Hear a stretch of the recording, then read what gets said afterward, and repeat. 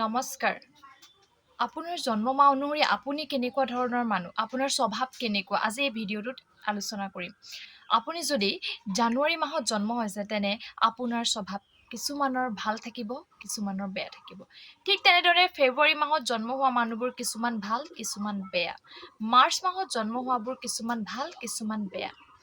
এপ্ৰিল মাহত জন্ম হোৱাবোৰ কিছুমান বেয়া, কিছুমান ভাল থাকে। মে' মাহত জন্ম হোৱাবোৰ কিছুমান বেয়া, কিছুমান ভাল। জুন মাহত জন্ম হোৱাবোৰ কিছুমান হয়তো ভাল থাকিব পাৰে, কিছুমান বেয়া থাকিব পাৰে। জুন মাহত জন্ম হোৱাবোৰ কিছুমান বেয়া, কিছুমান ভাল। জুলাই মাহত জন্ম হোৱাবোৰ কিছুমান বেয়া, কিছুমান ভাল। জুলাই মাহত জন্ম হোৱাবোৰ কিছুমান বেয়া, কিছুমান ভাল। আগষ্ট মাহত জন্ম হোৱাবোৰ কিছুমান বেয়া, কিছুমান ভাল। ছেপ্টেম্বৰ মাহত জন্ম হোৱাবোৰ কিছুমান ভাল, কিছুমান বেয়া। অক্টোবৰ মাহত জন্ম হোৱাবোৰ কিছুমান ভাল থাকিব পাৰে, কিছুমান বেয়া থাকিব পাৰে। নৱেম্বৰ মাহত জন্ম হোৱাবোৰ কিছুমান ভাল থাকিব পাৰে, কিছুমান বেয়া থাকিব পাৰে। ডিচেম্বৰ মাহত জন্ম হোৱাবোৰ জানেনে? এই ডিচেম্বৰ মাহত জন্ম হোৱাবোৰ কিছুমান বিভিন্ন ধৰণৰ মানুহ থাকিব পাৰে, কিছুমান তাৰে ভিতৰত ভাল থাকিব পাৰে, কিছুমান তাৰে ভিতৰত বেয়া থাকিব পাৰে।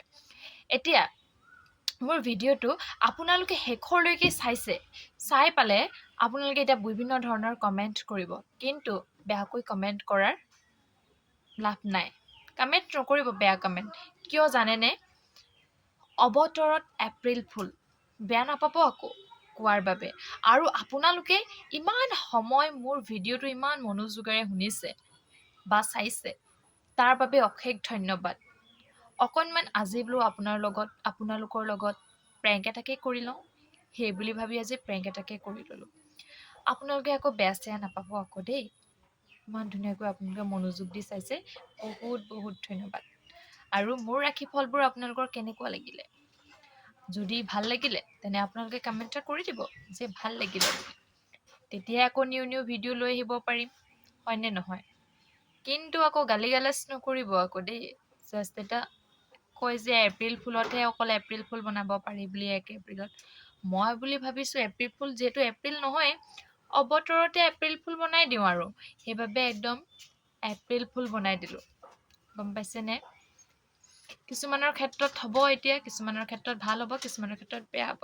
তাতে আকৌ মোক দুখ ধৰি লাভ নাই। কৃষ্ণ কৃষ্ণ কৃষ্ণ। আজিলৈ যাওঁ আৰু নেক্সট আকৌ আহিম জ্যোতিষী লৈ পেলাই, কিন্তু অনলি কমেডি আকৌ। কোনেও যাতে ইয়াত গাত পাতি নলয়। আগতীয়াকৈ কৈছোঁ, এতিয়াও কৈছোঁ, জাষ্ট অনলি ফানি, অকল ফানি ভিডিঅ'। তাৰ বাবে আপোনালোকে দুখদাই নধৰিব আকৌ, বাৰে প্ৰতি কৈছোঁ।